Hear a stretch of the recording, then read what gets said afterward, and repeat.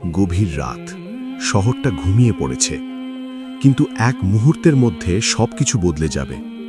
প্রাচীন এই শহরের একদম কোণে দাঁড়িয়ে আছে একটা মসজিদ, বহু বছরের পুরনো। তার দেওয়ালে সময়ের ছাপ, আর ঠিক পাশেই ছোট্ট একটা হুজরাখানা। সেখানে থাকেন ইমাম জুনায়েদ। বয়সে তরুণ, কিন্তু চিন্তায় ও বিদ্যায় শহরের বড় বড় বৃদ্ধরাও তাকে সম্মান করেন। সেই রাতে হারিকেনের মিটমিট আলোয় জুনায়েদ কিতাব পড়ছিলেন। বাইরে কোথাও কুকুর ডাকছে, দূরে রাতচরা পাখির শব্দ। হঠাৎ দরজায় ধাক্কা। জুনায়েদ উঠলেন, ধীরে দরজার দিকে এগোলেন, খুললেন। দরজা খুলতেই একটা মেয়ে ঘরের ভেতর আছড়ে পড়ল। জুনায়েদ সরে গেলেন। মেয়েটা মেঝেতে পড়েই হাঁপাতে লাগল। তার পরনে ভারী রেশমি কাপড়, গলায় হার, হাতে চুড়ি, আর কপালে সিঁদুরের অবশিষ্ট দাগ। সে হিন্দু সম্প্রদায়ের। জুনায়েদ চোখ নামিয়ে নিলেন, কিন্তু মেয়েটা তখন উঠে সরাসরি তার পা জড়িয়ে ধরল। দয়া করুন, আমাকে বের করে দেবেন না, ওরা আমাকে মেরে ফেলবে। জুনায়েদ শক্ত গলায় বললেন, আপনি কে? এই রাতে একজন অপরিচিতা নারী আমার ঘরে আসতে পারেন না, এক্ষুনি যান। মেয়েটার চোখ থেকে পানি পড়ছে। সে বলল, হুজুর, আমি জানি এটা নিয়ম নয়, আমি জানি এটা পাপ, কিন্তু আমি শহরের প্রধান বণিকের মেয়ে, আমার নাম নীলা। আজ রাতে শাসনকর্তা আমার বাবাকে হত্যা করেছে। এখন সে আমাকে খুঁজছে। আমি যদি বাইরে যাই, আমাকে ওরা ছিঁড়ে ফেলবে। শুধুই একটা রাত। জুনায়েদ থামলেন। শাসনকর্তা জালেম খান, এই নামটা সবাই জানে। একজন নিষ্ঠুর শাসক, যার লোভের থেকে এই শহরে কেউ নিরাপদ নয়। জুনায়েদ বললেন, কিন্তু কেউ যদি দেখে ফেলে? আপনার এবং আমার দুজনেরই মৃত্যু নিশ্চিত। সমাজ এটা মেনে নেবে না। নীলা কাঁপতে কাঁপতে বলল, মৃত্যু তো বাইরেও আছে হুজুর। আপনার এখানে থাকলে অপবাদ হবে, কিন্তু বাইরে গেলে ইজ্জত আর প্রাণ দুটোই যাবে। আমি শুনেছি মুসলমানরা আমানত রক্ষা করে। আজ আমি আপনার কাছে আমানত। আপনি কি আমাকে হায়নাদের হাতে তুলে দেবেন? জুনায়েদের মনের ভেতর দুটো শক্তি লড়াই করতে লাগল। একদিকে কঠোর অনুশাসন, অন্যদিকে একজন অসহায় মানুষের জীবন। তিনি সিদ্ধান্ত নিলেন। দরজায় মোটা খিল তুললেন। তারপর নীলাকে বললেন, শুনুন, আমি আশ্রয় দিচ্ছি, কিন্তু শর্ত আছে। ফজরের আজানের আগে আপনাকে চলে যেতে হবে। আর যতক্ষণ এখানে আছেন, ওই কোণের পর্দার আড়ালে থাকবেন, সামনে আসবেন না। নীলা মাথা নাড়ল, দ্রুত গিয়ে পুরনো পর্দার আড়ালে লুকিয়ে পড়ল। জুনায়েদ আবার কিতাবের সামনে বসলেন, কিন্তু পড়া হল না। তার কান শুধু বাইরের শব্দ শুনছে। মিনিট 10 পর ঘোড়ার খুরের শব্দ। অনেকগুলো ঘোড়া। জুনায়েদের বুকের ভেতরটা একবার কেঁপে উঠল।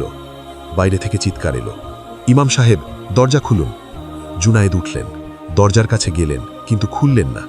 ভেতর থেকে বললেন, কে? এত রাতে কি চাই? বাইরে থেকে এক সেনাপতি বলল, আমরা শাসনকর্তার লোক। এক বিধর্মী মেয়ে পালিয়ে মসজিদের দিকে ঢুকেছে। দরজা খুলুন, তল্লাশি করব। ইমাম শক্ত গলায় বললেন, এটা আল্লাহর ঘর, এখানে কোনো পলাতক নেই, ইবাদতে ব্যাঘাত করবেন না। সেনাপতি হাসল। সে বলল, ইবাদত পরে হবে হুজুর, দরজা না খুললে ভেঙে ঢুকব। আর আপনার ঘরে যদি কিছু পাওয়া যায়, ইমামতির স্বাদ চিরতরে মিটিয়ে দেব। জুনায়েদ একবার সেই কোণের দিকে তাকালেন। নীলা সেখানে ভয়ে কুঁকড়ে আছে। তিনি বুঝলেন, ওরা ভেতরে ঢুকলে শুধু মেয়েটা ধরা পড়বে না, একজন ইমামের ঘরে বিধর্মী মেয়ে পাওয়া মানে পুরো শহরে আগুন জ্বলবে। তাহলে উপায়? জুনায়েদের চোখ পড়ল ঘরের কোণে রাখা বড় সিন্দুকটার দিকে।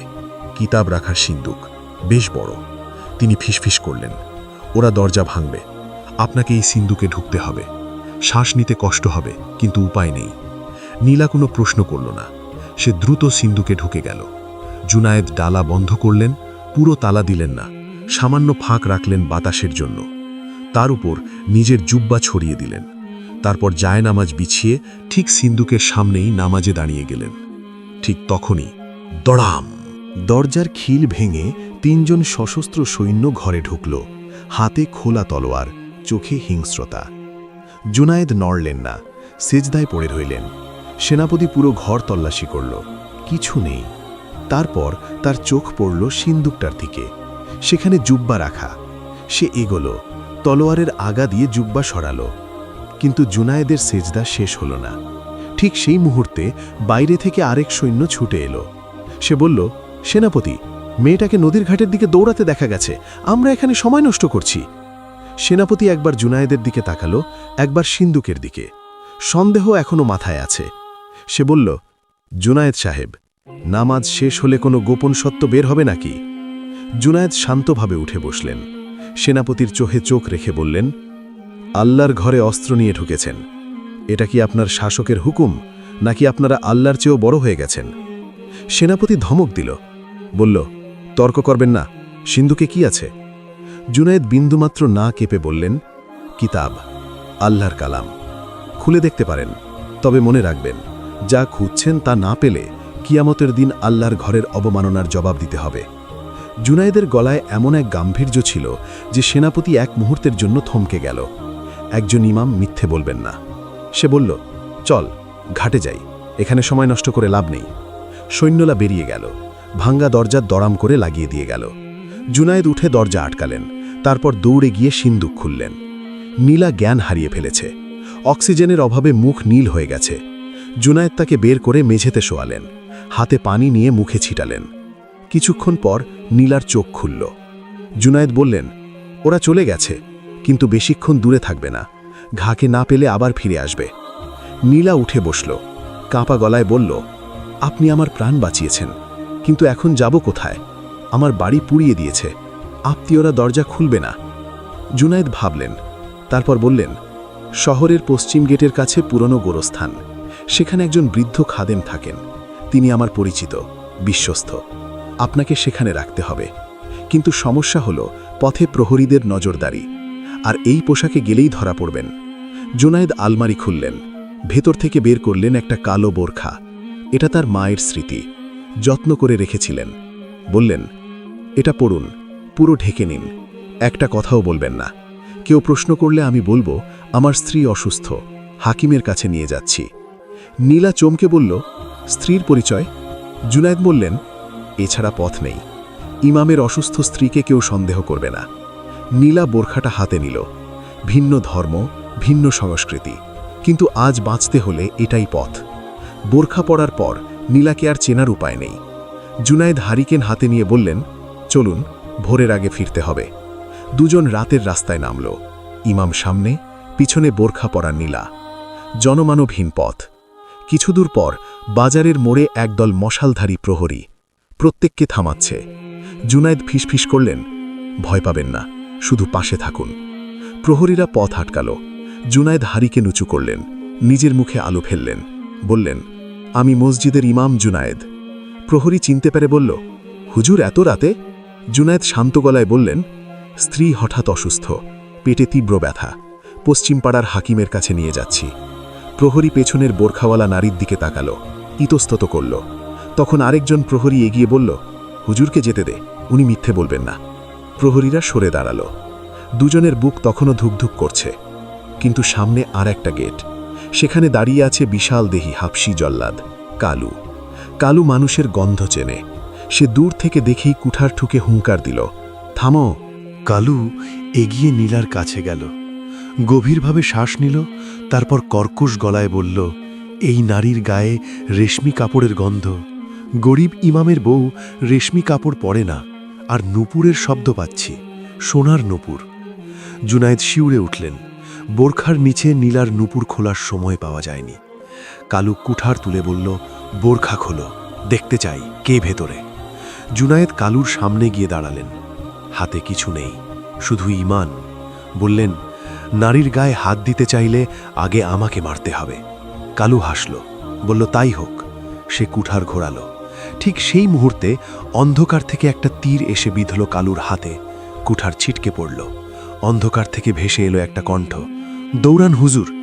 জুনায়েদ আর নীলা মুহূর্ত দেরি না করে গেটের পাশে সুরঙ্গের দিকে ছুটল। সুরঙ্গ পেরিয়ে শহরের বাইরে বেরিয়ে গোরস্থানের দিকে দৌড়। অন্ধকারে হোঁচট খেতে খেতে এগোচ্ছে দুজন। নীলার শ্বাসকষ্ট হচ্ছে।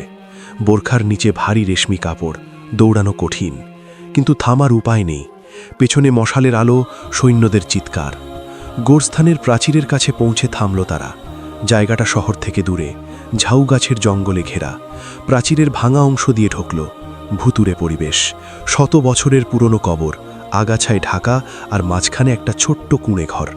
জুনায়েদ দরজায় ডাকলেন, চাচা, আমি জুনায়েদ, দরজা খুলুন। একজন বৃদ্ধ দরজা খুললেন। জুনায়েদের পেছনে বোরখা পড়া নীলাকে দেখে ভ্রু কুচকালেন। জুনায়েদ দ্রুত বললেন, হেয়ালির সময় নেই, জালেম খানের লোক আমাদের খুঁজছে, একে আজকের রাতটা রাখতে হবে। বৃদ্ধ বললেন, জালেম খানের লোক জ্যান্তকে মারে, মৃতকে ভয় পায় না, এখানেও আসবে। জুনায়েদ বললেন, শুধু আজকের রাত, কাল আমি ব্যবস্থা করব। বৃদ্ধ মাথা নাড়লেন। তারপর ঘরের মেঝে থেকে পুরনো চট সরালেন। নিচে কাঠের পাটাতন, সেটা তুলতেই অন্ধকার সিঁড়ি দেখা গেল। বললেন, গোরস্থানের নিচে পুরনো সুড়ঙ্গ আছে, লুণ্ঠনকারীরা ব্যবহার করত, এখন কেউ চেনে না, ওখানে যাও। জুনায়েদ হারিকেন নিলেন। নীলা ভয়ে তার হাত খামচে ধরল। জুনায়েদ কিছু বললেন না, সাবধানে নিচে নামলেন। সুড়ঙ্গ মাটির অনেক নিচে। হারিকেনের আলোয় দেখা গেল দুপাশে সারি সারি কঙ্কাল, সেই লুণ্ঠনকারীরা যারা পথ হারিয়ে এখানেই শেষ হয়েছিল। নীলা ভয়ে চিৎকার দিতে গিয়েও থামল। জুনায়েদ বললেন, ভয় পাবেন না, মৃতরা ক্ষতি করে না, জীবিতরাই বিপদ।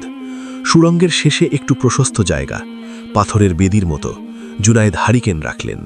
নীলা মুখাবরণ সরালো, ফ্যাকাশে মুখ, ভাঙা গলায় বলল, আমার বাবার কি হবে? আমি পালিয়ে এলাম, কিন্তু বাবার লাজটা। জুনায়েদ বললেন, এখন এসব ভাববেন না, আগে বাঁচতে হবে। কাছে কোনো মূল্যবান জিনিস আছে? নীলা গলার হার আর চুড়ি দেখালো।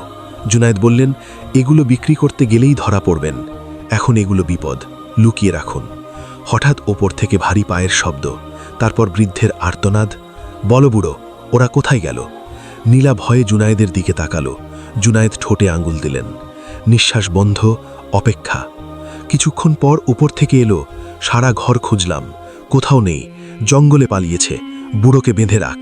সৈন্যরা বেরিয়ে গেল, কিন্তু জুনায়েদ নিশ্চিন্ত হতে পারলেন না। জালেম খানের নেকড়ে বাহিনী সহজে হাল ছাড়ে না।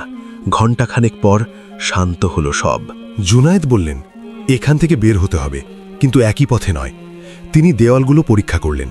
সুড়ঙ্গের শেষ প্রান্তে একটা দেওয়াল, আলগা পাথর, ধাক্কা দিতেই একটা পাথর নড়ল। দুজন মিলে পাথর সরালো। ওপাশে আরেকটা পথ, সেখান থেকে বাতাস আসছে বাইরের দিকে। সেই পথ ধরে হেঁটে একটা ঝোপের আড়াল থেকে বের হলেন তারা। জায়গাটা অচেনা, দূরে শহরের আলো, উল্টো দিকে। তারা প্রাচীরের বাইরে। নীলা বলল, এটা কোথায়? জুনায়েদ বললেন, শয়তানের টিলা, নদী কাছেই, নদী পার হতে হবে। কিন্তু সামনে পথ আটকালো এক ছায়ামূর্তি। ঝাড়ের আড়াল থেকে বের হলো, হাতে ধনুক, মুখ কালো কাপড়ে ঢাকা। জুনায়েদ সতর্ক হলেন, তুমি কে? ছায়ামূর্তি মুখের কাপড় সরালো। এক তেজি তরুণী, চোখ দুটো তীক্ষ্ণ। সে বলল, আমার নাম সারা, আমি জালেম খানের প্রাসাদে কাজ করি, কিন্তু আমি বিদ্রোহীদের গুপ্তচর। গেটে সেই তীর আমিই ছুড়েছিলাম। নীলা দেবীকে বাঁচানো আমার দায়িত্ব। নীলা অবাক হয়ে বলল, তুমি আমাকে চেনো? সারা বলল, আপনার বাবা আমাদের সাহায্য করতেন, তার মৃত্যুর খবর পেয়েই বেরিয়ে পড়েছি। ইমাম সাহেব, আপনি অনেক ঝুঁকি নিয়েছেন, এখন দায়িত্ব আমার। জুনায়েদ বললেন, একা পারবে না, নদী পার হওয়া সহজ হবে না। সারা বলল, নৌকা তৈরি আছে, কিন্তু সমস্যা হলো জালেম খান সব মাঝিকে হত্যা করেছে, নিজেদেরই নৌকা চলাতে হবে, আর নদীতে আজ রাজকীয় টহল চলছে। জুনায়েদ বললেন, তাহলে উপায়? সারা পকেট থেকে মানচিত্র বের করে দেখিয়ে বলল, শহরের উত্তরে একটা পুরনো বাণীর কল, তার নিচে গোপন ড্রেনেজ সিস্টেম, ওটা দিয়ে নদীর ওপারে না পৌঁছলেও জঙ্গলে উঠতে পারব, কিন্তু পথটা বিপজ্জনক, সাপ আর কুমির আছে। নীলা বলল, আমার পা আর চলছে না। জুনায়েদ বললেন, থামার সময় নেই, চলুন। তারা তিনজন উত্তরের দিকে রওনা দিল, কিন্তু তারা জানত না কালু তাদের পেছনে নিয়েছে। হাতে তীরের ক্ষত নিয়েও সে থামেনি, কুকুরের মতো গন্ধ সুখে তাদের অনুসরণ করছে, সাথে 10 জন দুর্ধর্ষ যোদ্ধা। বাণীর কলের কাছে পৌঁছাতে পৌঁছাতে ভোর হয়ে গেল। দূর থেকে আজানের সুর ভেসে এলো। জুনায়েদের মন হুহু করে উঠল। আজ ফজরের নামাজ তিনি মসজিদে পড়াতে পারলেন না, হয়তো আর কোনোদিন পারবেন না। পুরনো বাণীর কলটা বিশাল, পাথরের তৈরি, নিচে কালো নোংরা পানি নদীতে পড়ছে। সারা বলল, এই নোংরা পানির ভেতর দিয়েই যেতে হবে। নীলা মুখ কুচকালো, কিন্তু কিছু বলল না। তারা নামতে শুরু করল। পানি কোমর সমান, প্রচণ্ড দুর্গন্ধ। হঠাৎ পেছনে বিকট শব্দ। কালু এসেছে। সে চিৎকার করে বলল, ভেবেছিস পালাতে পারবি? সৈন্যরা ঘিরে ফেলছে। সামনে নদী, পেছনে কালু, দুই পাশ বন্ধ। জুনায়েদ সারাকে বললেন, তোমরা ড্রেনের ভেতরে ঢোকো, আমি ওদের আটকাচ্ছি। সারা বলল, অসম্ভব, আপনি মারা যাবেন। জুনায়েদ হাসলেন, একটু শান্ত হাসি। তারপর বললেন, ইমামের কাজ শুধু নামাজ পড়ানো নয়, জালিমের সামনে দাঁড়ানো। তোমরা যাও।